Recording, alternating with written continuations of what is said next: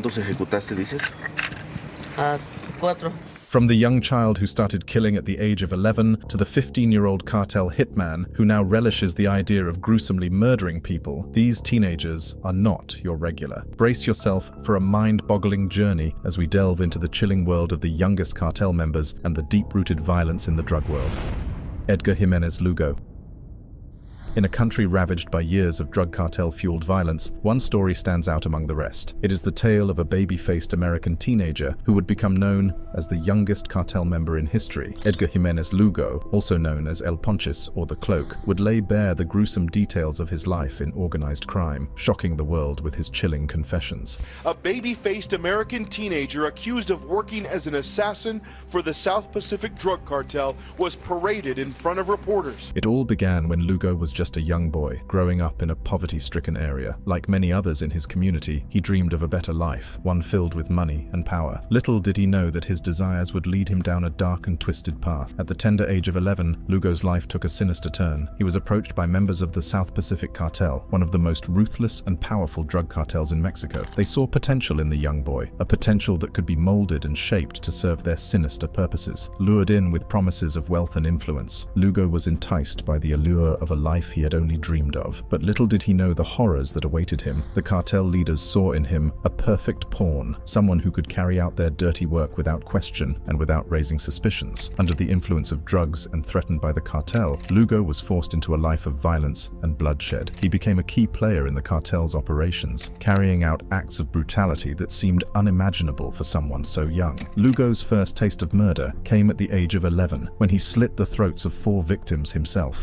The sheer brutality of his actions sent shockwaves through the country as the public struggled to comprehend how such a young boy could be capable of such heinous acts. Eventually, Lugo's crimes caught up with him. He was arrested and brought to trial as a juvenile. The court heard his chilling confessions as he detailed the pressure and fear he experienced, as well as the constant influence of drugs that clouded his judgment. Despite his claims of being coerced and manipulated by the cartel leaders, Lugo was found guilty of torturing and beheading at least 4 people and kidnapping 3 others as an operative for the South Pacific Cartel. He was sentenced as a juvenile to 3 years in prison, a sentence that many believed was not enough for the atrocities he had committed. Now, at the age of 17, Lugo has been released from prison in Mexico and deported back to the United States. U.S. Customs and Border Protection facilitated the release of Lugo, and he was met by an aunt in San Antonio, Texas, who will be overseeing his progress. The exact location of his rehabilitation center remains undisclosed, but it is hoped that he will receive the necessary support and guidance to turn his life around. As a U.S. citizen, he does not face any criminal charges in his home country. He is free to move around like anyone else, leaving many to wonder what his next move will be.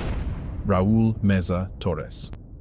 Next, we delve into the dark and dangerous world of Mexican drug cartels as we uncover the astonishing tale of Cesar Raúl Meza Torres, the youngest cartel member to ever grace the streets of Mexico. Torres was born in the late 1990s into a family deeply involved in organized crime. His father, Raúl Meza Ontiveros, also known as LM6, was a Mexican drug lord and high-ranking leader of the infamous Sinaloa cartel. Growing up in this environment, Ruin was exposed to violence and criminal activity from an early age. It was a world where power and wealth were obtained through ruthless means. Expensive cars, luxurious mansions, and stacks of cash were a common sight. It was a seductive world that captivated young Ruin's imagination. He idolized his father, seeing him as a powerful figure who commanded respect and fear. Ruin's fascination with the cartel lifestyle only grew as he entered his teenage years. He found himself drawn to the allure of power, money, and the adrenaline rush that came with living on the edge, but it was his online presence that would catapult him into the spotlight. Ruin gained notoriety on social media platforms where he flaunted his affiliation with the Sinaloa cartel. His accounts were filled with pictures of him posing with high-powered weapons, stacks of cash,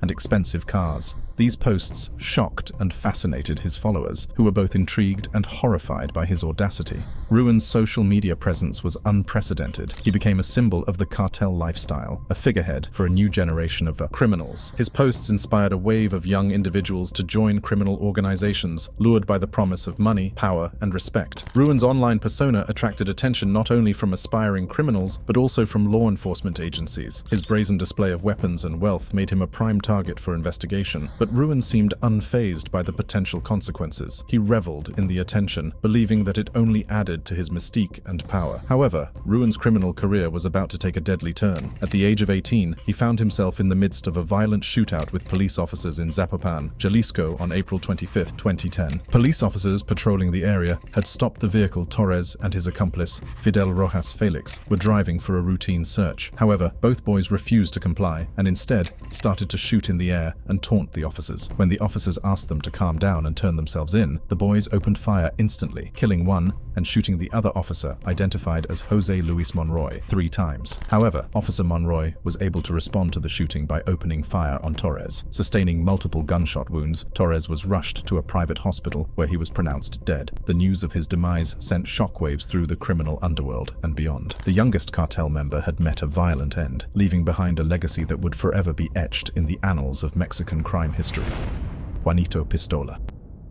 Juanito Pistola's journey into the dark world of cartels began at a shockingly young age. At just 13 years old, he found himself drawn into the notorious Tropa del Infierno, also known as Hell Troop Gang, a faction of the Cartel del Noreste, CDN, formerly known as Los Zetas. This gang held a stronghold in the town of Nuevo Laredo, Mexico, where Juanito grew up. Nicknamed Comandante Chiquitin, meaning Commander Little in English, it is hard to fathom how a teenager could become entangled in such a dangerous and violent world. But for Juanito, the allure of power, money, and respect proved irresistible. The Tropa del Infierno gang offered him a sense of belonging and purpose that he had never experienced before. Armed with rifles and dressed in military uniforms, Juanito and his fellow gang members embarked on a path of destruction. They were known for their ruthless tactics and their willingness to do whatever it took to protect their territory and further their cartel's interests. Juanito quickly made a name for himself as a fearless and deadly hitman, carrying out orders without hesitation. As Juanito Pistola's involvement with the Tropa del Infierno gang deepened, so did his reputation as a ruthless and deadly hitman.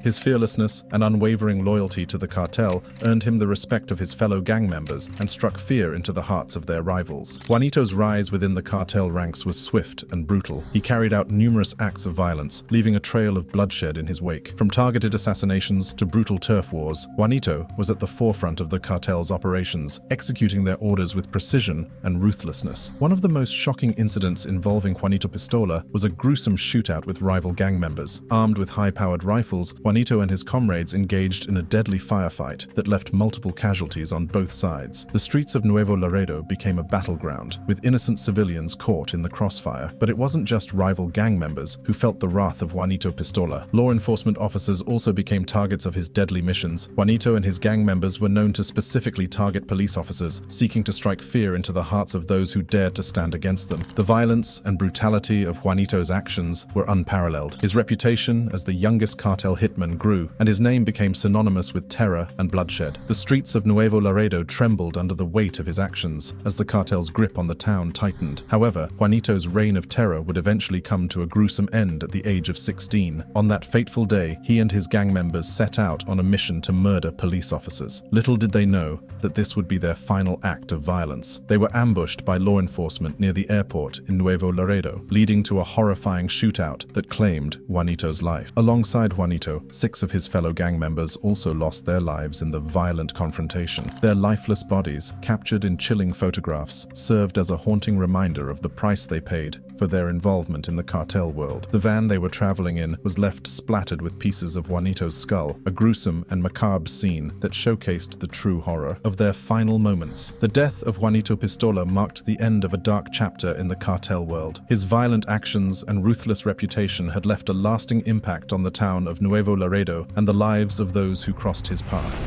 Santiago.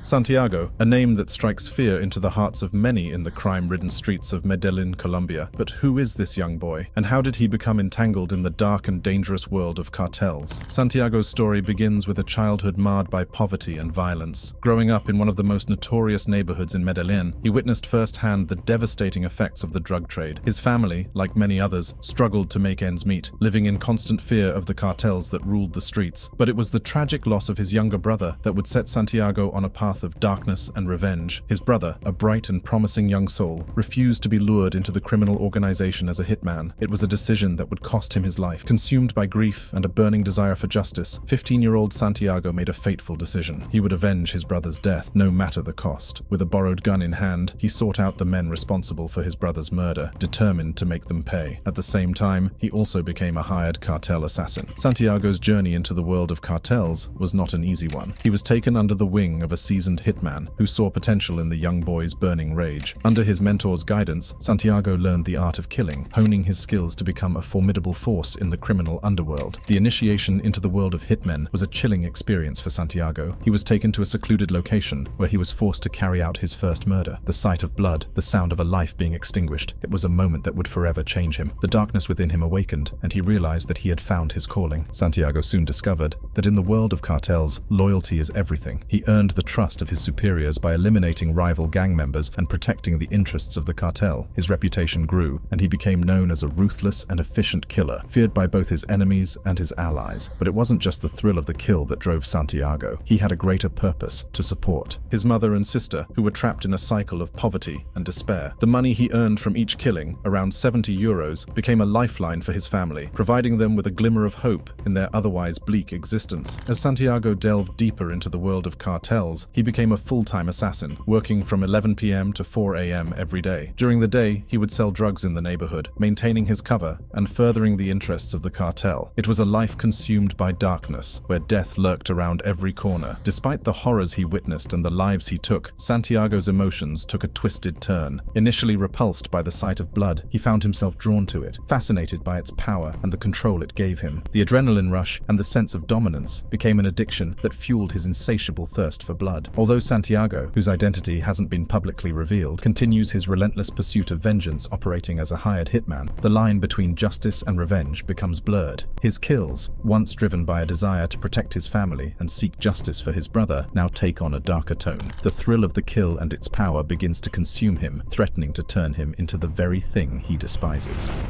Friolito, aka Little Bean.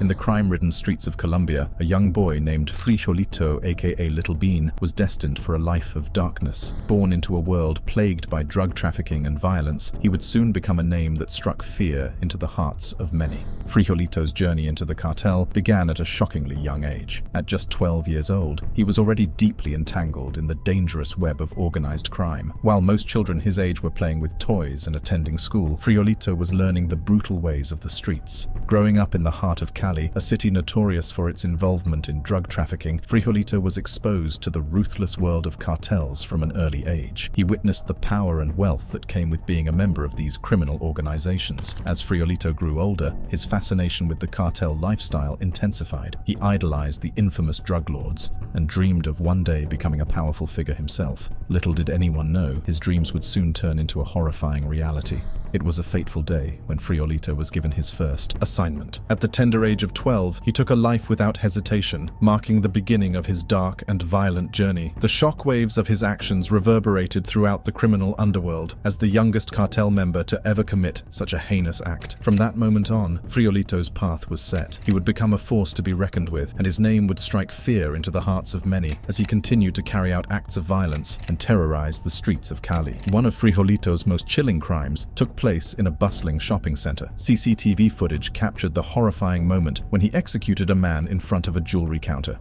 When a brave security guard attempted to intervene, Frijolito's deadly aim claimed another life. Frijolito's reign of terror had only just begun. He was said to be responsible for at least 30 murders by the time he was 17. His actions would shock the world and leave a trail of devastation in his wake. But the police were determined to put an end to his rampage, launching a relentless manhunt that would ultimately lead to his capture. The manhunt lasted for 4 long months. As the police closed in on Frijolito's whereabouts, the city of Cali held its breath, hoping for an end to the violence that had gripped their streets. Finally, the day came when the police raided one of Frijolito's hideouts. The young hitman was caught off guard, unable to escape the clutches of the law. His arrest sent shockwaves through the criminal underworld as the authorities celebrated a major victory. With Frijolito's capture, the chief of police declared that Cali was finally free from the grip of a dangerous individual who had committed numerous acts of violence. He was placed in a rehabilitation center for minors, years, to be transferred to prison once he clocked 18 years of age. The city breathed a collective sigh of relief, knowing that a notorious hitman was no longer roaming their streets. Rosalio Reta.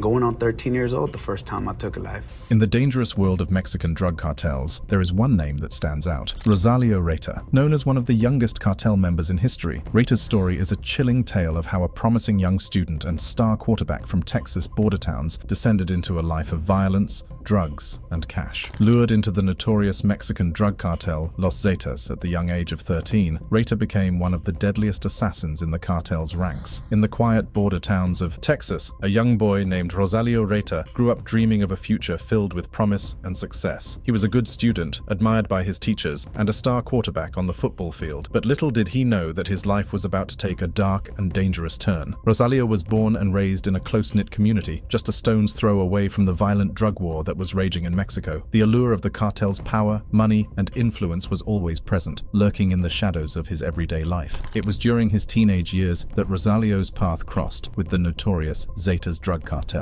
one of the most feared and ruthless criminal organizations in Mexico. The Zetas were known for their brutal tactics and their iron grip on the drug trade. Rosalio was lured into the world of the Zetas through a series of calculated moves. He was invited to Mexico under false pretenses, unaware of the dangerous path that awaited him. At that moment, Rosalio sealed his fate. What's Trevino tell you?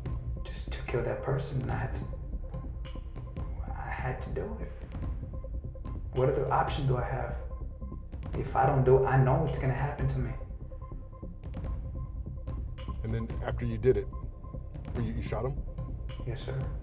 The cartel leader Miguel Angel Trevino handed Rosalio a handgun, a symbol of his new role within the organization. He was now a member of the Zetas, a sicario or assassin, tasked with carrying out the cartel's deadly orders. Rosalio's first assignment, which landed him on the radar of law enforcement, was a hit on a corrupt Mexican cop who had defected from the Zetas to join a rival cartel. It was a brazen act of violence, carried out in broad daylight. In a shocking turn of events, a high-ranking police officer was gunned down today in what appears to be a targeted assassination. Authorities suspect the involvement of a powerful drug cartel. This murder marked the beginning of Rosalio's descent into a world of darkness and despair. He was now fully immersed in the violent world of the Zetas, where loyalty was rewarded and betrayal was met with a swift and brutal end. He was racking in thousands of dollars gotten from the completion of each hit, and had even won a $70,000 Mercedes car at a cartel party. On the other hand, law enforcement agencies were eager to arrest those they suspected of being involved in the drug trade. Although Reta was living big, now working as a sicario, this moment would be short-lived as the net was closing in on Rosalio. In a dramatic confrontation, law enforcement finally caught up with both teens. The once feared hitmen were now faced with the harsh reality of their actions. Handcuffed and defeated, Rosalio was stripped of his power and brought to justice. He was sentenced to 70 years behind bars. Gabriel Cardona. In the border town of Nuevo Laredo, Gabriel Cardona found himself drawn into the dangerous world of drug cartels. As a young and impressionable teenager, Gabriel's life took a dark turn when he joined the Los Zetas cartel. From a regular American kid to a ruthless hitman, Gabriel's transformation was marked by violence, loyalty, and a thirst for power. He embraced the brutal reality of cartel life, proving himself time and again to climb the ranks within Los Zetas. In 2004, at the young age of 17, Cardona, along with other young recruits, had to go through a training camp. They were immediately thrown into a grueling physical training regimen. Under the watchful eyes of experienced cartel members, they endured long hours of intense workouts, focusing on strength, endurance, and combat skills. The training was relentless, designed to weed out the weak and ensure that only the strongest and most determined would survive. As the training progressed, the recruits were introduced to the world of weapons. They learned how to handle firearms, honing their marksmanship skills under the guidance of seasoned cartel members. It was while he was here that Cardona proved to be a killing machine and went on to become a sicario. He soon rose to the rank of a commander and was allowed to recruit his own members. That was the moment he brought on his childhood friend, Rosalio Reta, who was 13 at the time. Both teens were placed on a $500 retainer per week, were paid up to $10,000 commission for each killing, and drove expensive cars. In all, how many people did you kill? No idea. No idea. You lost track? It's so island world, man, and when you're in Mexico. I mean, could you guess? Are we talking like 10, 20, 30, 50? Between 20 and 30. In the manhunt for cartel members, law enforcement officials were able to track Cardona to one of the cartel-owned safe houses, and that was where he was taken into custody. He pleaded guilty to 4 known murders in the United States. In one case, he had kidnapped and brutally murdered 2 American teenagers, during which he slashed them with a bottle, collected their blood in a glass, and toasted to La Santa Muerte, the Mexican personification of death. For his crimes, Cardona was sentenced to 80 years in prison and still remains incarcerated. Ovidio Guzman Lopez. In the sprawling city of Culiacan, Sinaloa, Mexico, a young boy named Ovidio Guzman Lopez was born into a world of chaos and crime. It was March 29th, 1990, when Ovidio took his first breath, destined to become a key player in the treacherous world of drug cartels. His father, the infamous Joaquin El Chapo Guzman, was already a notorious figure, Mexico's most wanted drug lord and the world's most wanted criminal. Ovidio's upbringing was far from ordinary. Raised in the shadow of his father's criminal empire, he experienced a childhood filled with danger and uncertainty. At first, he had a rather normal childhood, as his parents sought to provide him with a stable and secure environment. Ovidio attended a school run by the Legionaries of Christ, where he received an education that seemed promising for a bright future. However, Ovidio's idyllic childhood took a dark turn when he was just a young boy. As Ovidio entered his teenage years, the allure of his father's world began to beckon. It was in 2008, at the tender age of 18, that he officially became involved in his father's drug trafficking business. A U.S. grand jury indictment would later allege that Ovidio played a significant role in the operations of the Sinaloa cartel, marking him as a key lieutenant in the eyes of the Office of Foreign Assets Control. As Ovidio Guzman Lopez grew older, his influence within the Sinaloa cartel continued to expand. Alongside his brothers, Ivan Archivaldo Guzman, Jesus Alfredo Guzman, and the notorious Ismael El Mayo Zambada, Ovidio became a key figure in the cartel's operations, with their father, El Chapo, behind bars. The Guzman brothers stepped up to fill the void left by his absence. Reports from 2019 revealed that Ovidio had taken on a prominent leadership role within the Sinaloa cartel, orchestrating its operations with ruthless efficiency. The power and influence of the Guzman brothers were unparalleled. They commanded a vast network of drug trafficking routes, smuggling narcotics across borders, and amassing unimaginable wealth. Their grip on the criminal underworld was unyielding, instilling fear in their rivals, and even in those who dared to cross their path. Once, the Mexican government had captured Ovidio Guzman on October 17th, 2019. Little did they know that this arrest would set off a chain of events that would plunge the city into chaos and expose the true extent of the cartel's power. Heavily armed cartel gunmen took to the streets,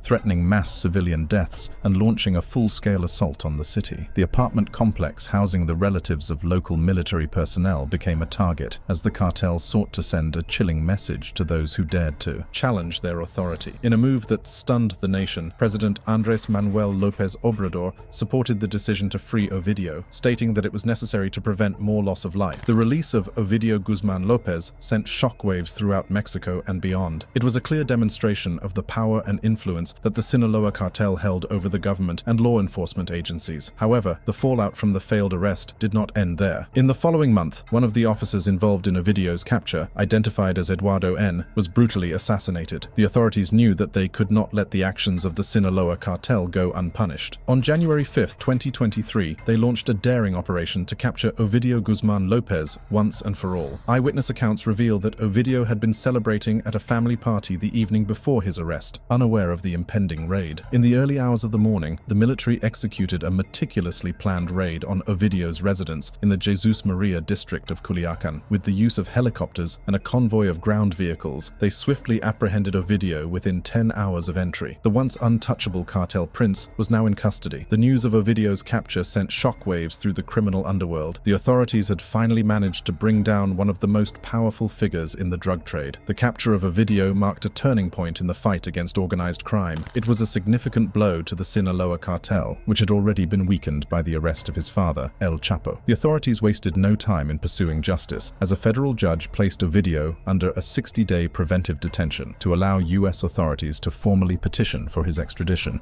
He is currently facing charges in the United States. Maria Guadalupe Lopez Esquivel.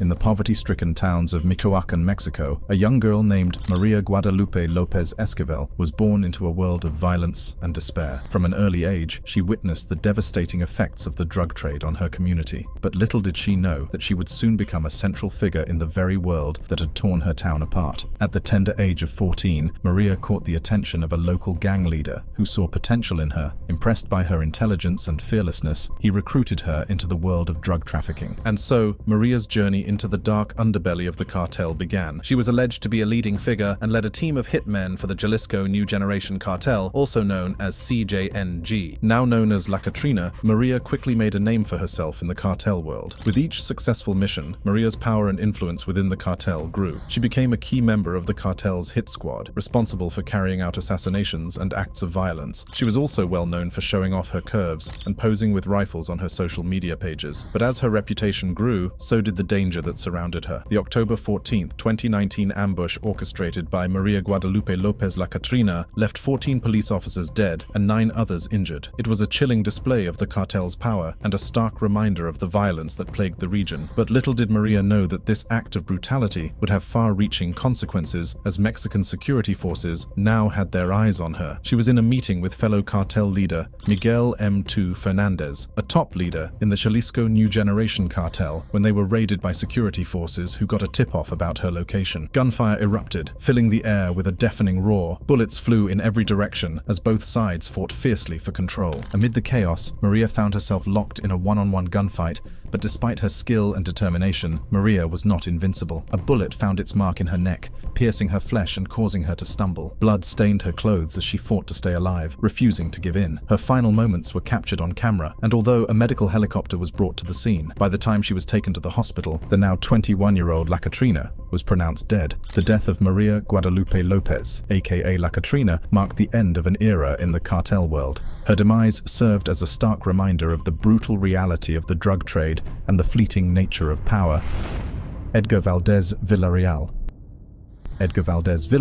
was born and raised in the border town of Laredo, Texas. From a young age, he was drawn into a world of crime where the allure of power and wealth proved irresistible. But it was his striking appearance that earned him the nickname La Barbie. With his blonde hair and piercing blue eyes, Valdez resembled the iconic Ken doll, making him stand out in the criminal underworld. Valdez's criminal journey began in his teenage years when he became involved in the lucrative marijuana trade. He was just in high school when he realized the immense potential for profit in the drug business. However, after he was indicted on drug charges in the US, he fled to Mexico, where he made a fateful decision that would change the course of his life forever. He joined forces with the Beltran-Leyva cartel, one of Mexico's most powerful and feared drug trafficking organizations. Valdez's connections in the United States proved invaluable as he quickly rose through the ranks of the cartel, becoming a trusted lieutenant. Valdez's collaboration with both the DEA and the FBI while working as a drug trafficker added another layer of complexity to his criminal activities. He played a dangerous game, using his connections to gather intelligence and protect his own interests. But it was his ambition and thirst for power that set him apart from his peers. As Valdez's influence within the Beltran-Leyva cartel grew, he formed an enforcement squad known as Los Negros. This group, allegedly controlled by Valdez and overseen by the cartel, became a force to be reckoned with. Los Negros carried out the cartel's violent operations, using brutal tactics to maintain control and instill fear in their rivals. Valdez's leadership and strategic thinking allowed him to gain the upper hand in the conflict. His brutal tactics, including torture and decapitation, sent a chilling message to rival cartels and anyone who dared to challenge his authority. But as the violence escalated, so did the attention from law enforcement agencies.